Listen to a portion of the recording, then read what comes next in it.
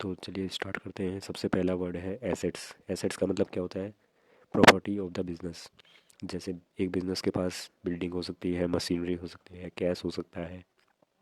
तो इन सब चीज़ों को अकाउंटिंग में बोलते हैं एसेट्स।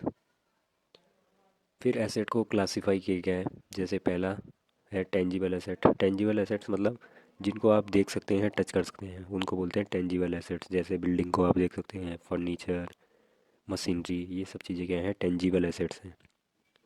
फिर आता है इंटेंजिबल एसेट्स। इंटेंजिबल का मतलब होता है ऐसी चीज़ें जिसकी फिजिकल एग्जिस्टेंस ना हो, जिसे आप टच ना कर सकें, देख ना सकें। जैसे कि बिजनेस की रेप्यूटेशन।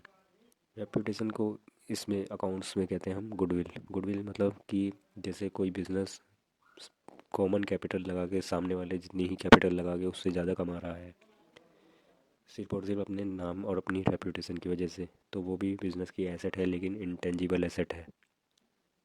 अब आता है करंट एसेट्स। करंट एसेट्स का मतलब क्या होता है? ऐसी एसेट्स जो 1 साल के अंदर कैश में कन्वर्ट हो जाएगी, बिजनेस के पास से चली जाएगी। जैसे कि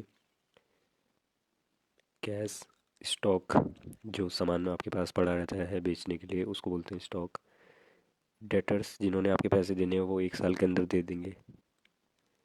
फिर आता है फिक्स्ड एसेट्स यानी नॉन करंट एसेट्स। ऐसी एसेट्स जो 1 साल से ज़्यादा चलेगी, जिनकी लाइफ जनरली 1 साल से ज़्यादा होती है। जैसे बिल्डिंग, मशीनरी, फर्नीचर, ये सब क्या है?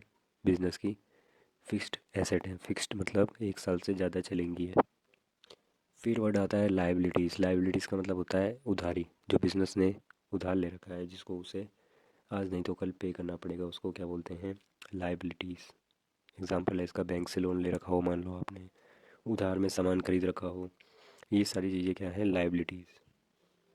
फिर आता है करंट लाइबिलिटीज़। करंट लाइबिलिटीज़ क्या होता है? ऐसी लाइबिलिटीज़ जिसकी पेमेंट आपने 1 साल के अंदर करनी है, यानी 1 साल के अंदर जो चल कर्जा चुकाना है आपने, उसको बोलते हैं करंट लाइबिलिटीज़।